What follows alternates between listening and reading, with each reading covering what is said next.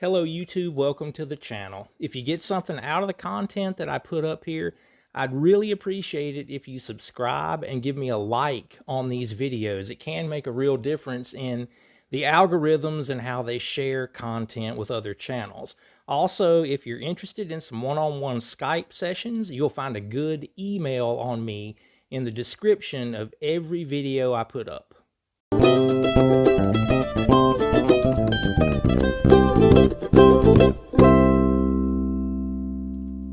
So right from the beginning, fast tempo has been a part of bluegrass music. Very athletic musicianship from the beginning and then generations moving forward. Here are some examples.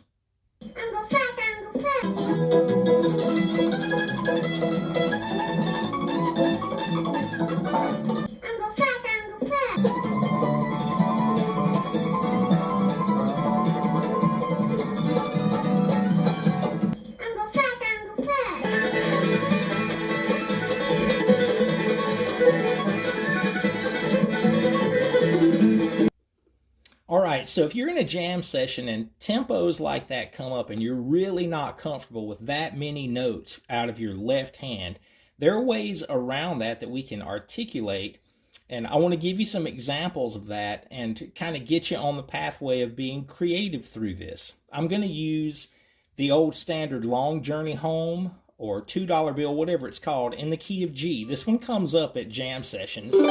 This is the type of solo that I would play on that at a fast tempo.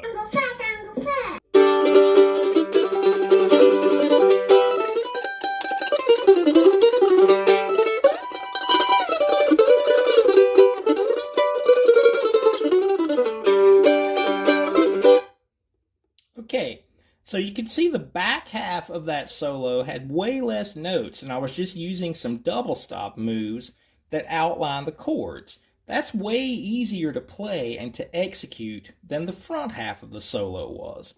So to enable yourself to create in that way, outlining the chord as we would with an arpeggio, if I were to think of that shape up here, that's where those shapes are based on. In the back half of that solo, I played this line.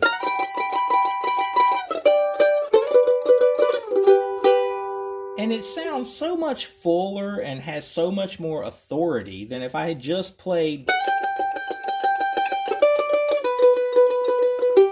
single notes. So you're going to want to learn these shapes. All of these notes outline the chord. In other words, all of the notes come right out of the G chord. I'm starting here in first position.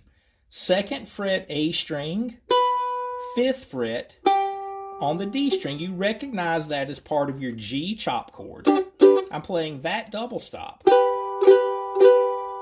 And then my ring finger, instead of moving to the 3rd here on my index finger, I'm moving up to that 3rd scale degree at the 9th fret of the D string, and then I'm playing the 5th scale degree here. So it's a bigger shape. I have 3 frets between my fingers there. Okay, moving on to the 5th and the root note. We have that smaller shape now, only 1 fret between my fingers. And then I would end up here, a full octave above the first shape. There I have the root, the G note, and the 3rd all the way up here. So it sounds like this with me not talking over it. Being able to play those shapes can really allow you to articulate this way, really fast tempo, and you're just playing. That right hand technique I would describe as a hybrid between almost like rhythm guitar and tremolo technique on mandolin. We're using the pick to sustain those notes, and it really is like a combination of those two things. If you've ever played rhythm guitar, and if you play tremolo on your mandolin already, kind of think of combining those two techniques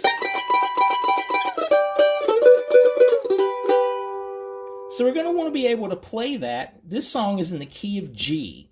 So let's just get those fundamentals down. If you know how the fretboard functions, here's G, and we have C right above it. So if I were to take those shapes and just move them all up, that would be the same exact outlining of the chord for the key of C. 2 and 5, then 5 and 9, now 3 and 5, all the way up to 7 and 10. There's the same movement on the fretboard, now outlining a C chord.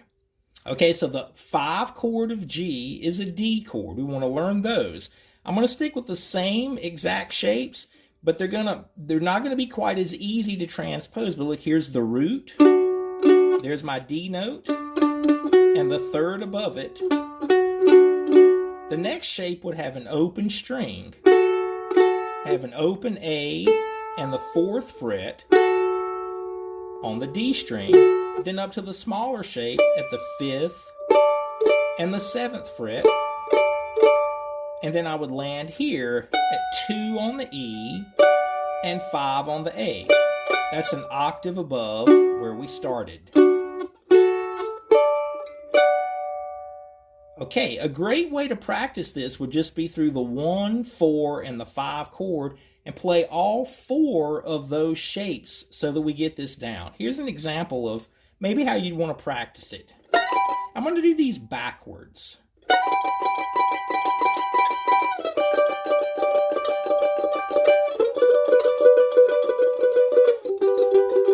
Now the C.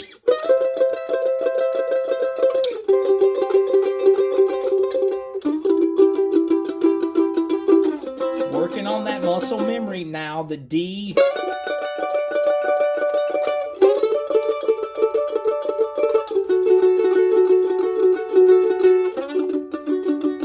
Now let's repeat the G.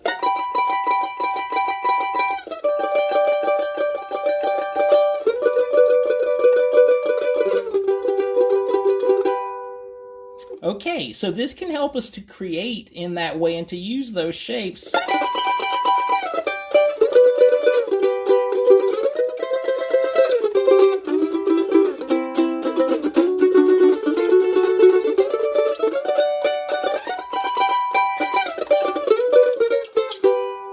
So you can see kind of the grout between the tiles there. A lot of slides. Maybe a hammer-on. You're going to recognize these shapes maybe just in bits and pieces, but now that we're putting all of that together to outline the chords, you could definitely think of this as a way to get yourself through jam sessions where those fast tempos come up and you're not really comfortable with playing as notey of a solo as maybe you'd like to. There's another video on the channel about playing fast tempo that does address that really notey kind of playing that we all love, and it's very modern bluegrass mandolin and fun to do. You might want to check that video out to get into the more notey stuff. But for survival, we can definitely take this example of using those double stops articulated this way and get through some tough situations in jam sessions.